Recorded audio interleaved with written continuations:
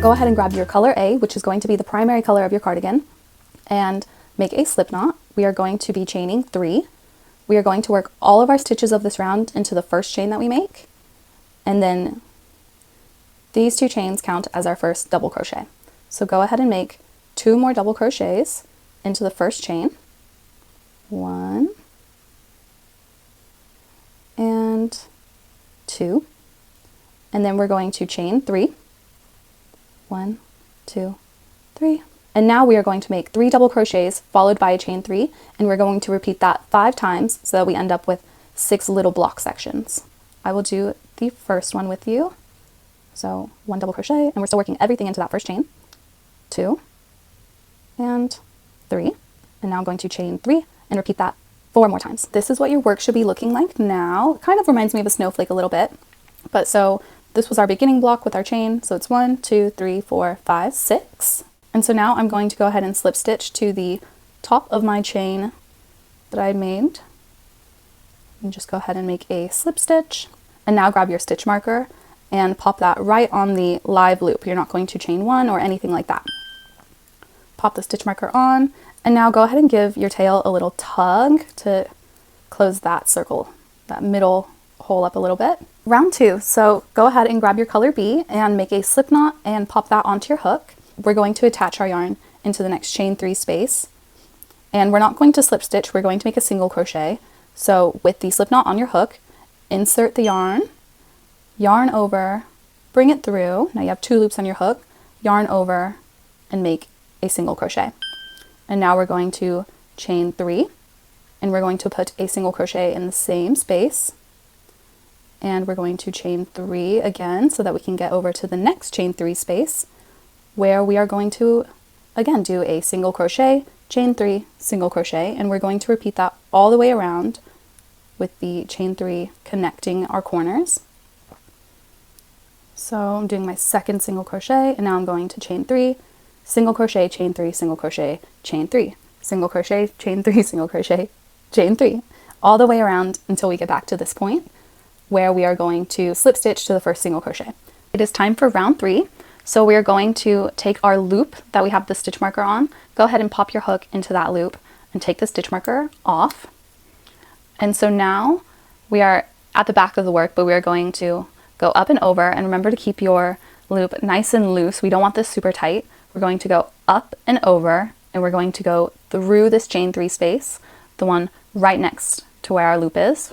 Up and over, go through, grab a loop, pull it through, and make a slip stitch. And we are going to chain 2, that counts as our first double crochet, and we're going to make 2 more double crochets into this chain 3 space. And next we are going to be working into the corner space. Oops. And so we're not going to chain any. We are just going to go into this next corner space in between our 2 single crochets, and we are going to make 3 double crochets. 1, 2, 3. And now we are going to chain 3, 2, oopsies, 3. And we are going to put 3 more double crochets into the same space. 1, 2, I skipped myself, 2, and 3. And now we are going to do 3 double crochets in the next chain 3 space. And we are going to repeat this pattern all the way around, making 3 double crochets over the chain 3 spaces. We're going to do 3 double crochets, chain 3, 3 double crochets in every corner, 3 double crochets in the chain 3 space. So just continue following that pattern around, and I will meet you at the end. So I just finished working into my last corner space, and now I am ready to slip stitch into the top of the chain 2 that I made. So there's my slip stitch, and I'll pop my stitch marker on that loop. Round 4 is going to begin the same way as round 2. We are going to make a slip knot, pop that on your hook, and we are going to find the next corner space, and we are going to attach the yarn with a single crochet, and we are going to chain 3 and work another single crochet into this corner space. And now we are going to chain 3 so we can skip this block and make a single crochet in between the first block and the second block. And we are going to do that again. We are going to chain 3 so we can skip this, make a single crochet, and then chain 3 again so we can skip the final block. And now we are going to repeat that all the way around. We are going to make our single crochet, chain 3, and single crochet in the corner. And we are going to place our single crochets here. We're going to chain 3 so we can skip. Oops, single crochet. And we'll just repeat that all the way around until we get back here where we will have chain 3 and we will attach with a slip stitch to our first single crochet. This is how it is looking so far. It will be unable to lay flat because you're going to take any 2 corners, fold them together, and then there is our little cardigan shape that we have happening so far. How cute! And so now it is going to be a repeat of row 3 and row 4. And a fun little fact to make sure that you're doing everything correctly is, for example, we're in row 4 right now. And if you start with this corner single crochet, 1, 2, 3, 4, 1, 2, 3, 4, there's always going to be 4 stitches on every single thing, or your equivalent of your row. And so if we move down to our block stitch and we start in this corner, 1, 2, 3, 1, 2, 3, 1, 2, 3, all the way around. Same with our little ones. It is 1, 2, 1, 2. That is a fun way to keep track of your stitch count and make sure that you're on the right track. And so for our next row, it is going to be block stitch again. And you're going to pull your little loop up and work 3 double crochets, 3 double crochets, and then you're going to do your corner double crochets, 3 double crochets, 3 double crochets, 3 double crochets. And so then once you count it in your corner, it'll be 1, 2, 3, 4, 5 for row 5.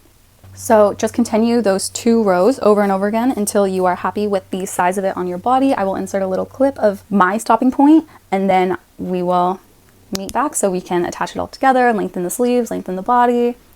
Yay!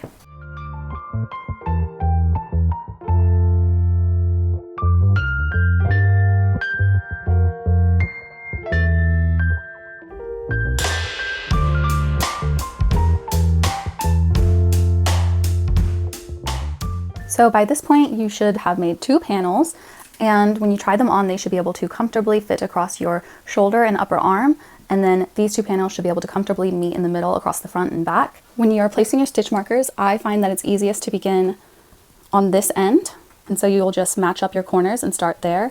And I liked going every 3 and putting a stitch marker. You can also do every 5 if you want. So go ahead and place stitch markers across your top shoulder seams. Make sure you leave the opening for your head. Place your stitch markers along the back and the front if you'd like to make a sweater.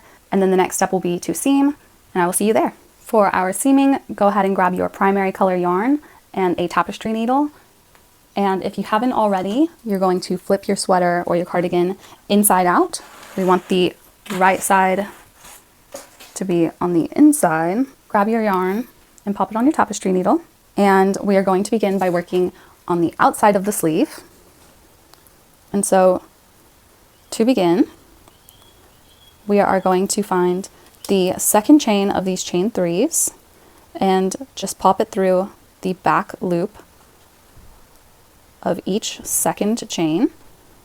And now we've attached our yarn. And go ahead and pull up a pretty big tail. We've attached our yarn through the middle back bumps, and go ahead and do that for the third chain as well. Just go through both of the back bumps.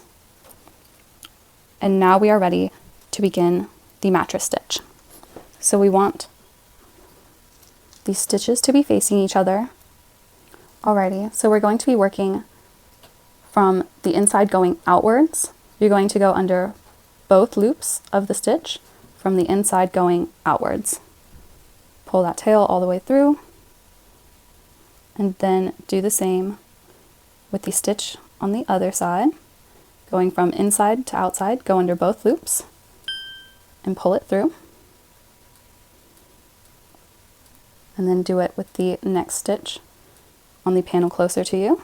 Go under both loops from the inside to the outside. And now we're going to be working in the panel farther away from you. Going to be going from the inside to the outside under both loops. And you're going to continue this all the way down until you meet the stitch marker that is marking your head hole. And then every once in a while, just give it a good tug to make sure it's secure. It is super, super easy, and it is a very easy joining method, and it will also be invisible. Not that it matters because we're using the same color anyway. But it's so easy. And when you look at it, you can see that where we're sewing, they're kind of making little crisscross X's. It's hard to tell because I'm using all the same color. But so that is all you'll be doing, super duper easy sewing, going from the front panel to the back panel, always working from the inside to the outside. Continue sewing up both shoulder panels, and then use this same sewing method to sew up the back panel and the front if you'd like as well. And then I will meet you to extend the sleeves. So, and I'll meet you back to extend the sleeves. I just wanted to pop on and show you how to tie off. So I just finished this top seam. The last stitch that I worked into was from my back panel. To finish off, I'm going to go through the stitch that I worked in before my last one, so I'm going back to the front stitch, and I'm going to pull the needle through, but I don't want to bring all the yarn through. I still have this little loop here. And you're just going to go through that and make your knot. And I'm going to just do that one more time, going into the same stitch, getting a little circle loop, bringing my needle through that to make a knot. And then also for your front one, if you've already cut it, awesome. If you need to cut it off of your skein, go ahead and do that. We'll be doing a very similar method. Just find any loop to go through, get your little loop there. Pull your needle through, make a knot. I like to do it twice just to make sure everything is super secure. So I'm just finding another loop.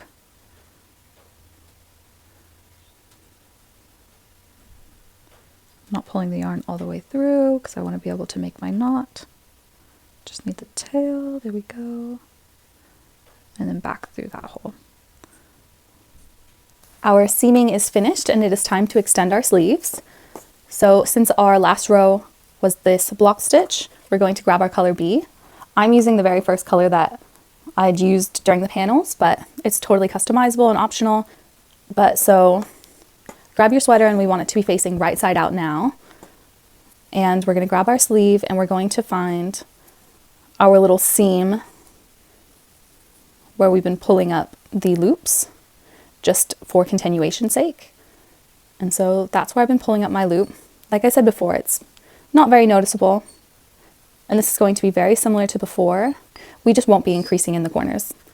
So there is the first block, and I'm going to go to the right of it, and I'm going to make a single crochet to attach my yarn. And then it's the exact same as before. Chain 3, skip the block, single crochet in between, chain 3 to make our little bridge to skip, skip, single crochet. And you're just going to do that all the way around your sleeve until you get back to the beginning, where you will chain 3 and you'll slip stitch to the first single crochet and you'll cut off, and then I'll teach you how to do the block around the sleeve, and then you'll just keep extending until you're happy with it. I forgot to mention this section where you seamed up the top shoulder. You're just going to treat this as a little block as well. So I've made my single crochet. I'm going to chain 3, and I'm just going to single crochet on the other side of that. And then I'm just going to keep doing this, and I'll see you guys at the end. We're going to attach our color A with a slip stitch. So go ahead and find that seam again. This was our first single crochet. I'm going to the left of that, and I'm making a slip stitch. And then this is going to be the exact same as before, just no increasing. We're going to chain 2, make 2 double crochets, 1, and 2. And then I'm just going to continue doing that all the way around, making my 3 double crochets, making a block over every bridge until I get to the end, where I will slip stitch to the top of that beginning chain in the front loop. And we will pop a stitch marker on our live loop so that we can continue pulling it up. We won't have to cut and reattach over and over again. And then it will be a 2-round repeat after that. You will add in your colorful single crochet. You'll do your primary color blocks over and over again until you're happy with how it fits on your arm. And so make both of your sleeves, and then I'll come back to help you weave in our ends, just because of the slightly meshy material fabric that we've made. It is a little bit harder to keep them secure. So I'll come in and I'll give you all my tips and tricks, and then it's done. All right, time to weave in our ends. We're going to start with the center of our hexagon. For this tail, you're just going to go under all of these loops over and over and over again until your tail is hidden. If you have a super long tail, feel free to cut it to just a couple inches, an inch and a half. It doesn't need to be super long, but that is all you're going to do. Just go through the circle, and then you can tighten it and it'll close the circle up as well. And then for the tails from our single crochets, go under any nearby loop so that you can find the little double crochet tunnel. And you're going to go under there, but while you're under there, go ahead and split the yarn of the single crochet round. It will keep it really secure because this is such a meshy, gappy pattern. If you don't split the yarn like this, it's more likely to come out and you're going to see your ends again. Kind of like this. I'll have to redo this again or just trim it, but as you can see, if I hadn't split the yarn, I'd have a huge tail showing right there. And so this is going to be pretty time consuming, but this is key to making your finished item as beautiful and clean as possible. So continue doing that, and you're going to do it with both tails, and you're also going to use this method for weaving in your sleeve ends as well. So that's the weaving that you have to do. I weaved in these ends as well already, but it's the same concept. Try and split the yarn as you're weaving it to keep it extra hidden and extra secure. So weave, weave, weave, and then your sweater's done.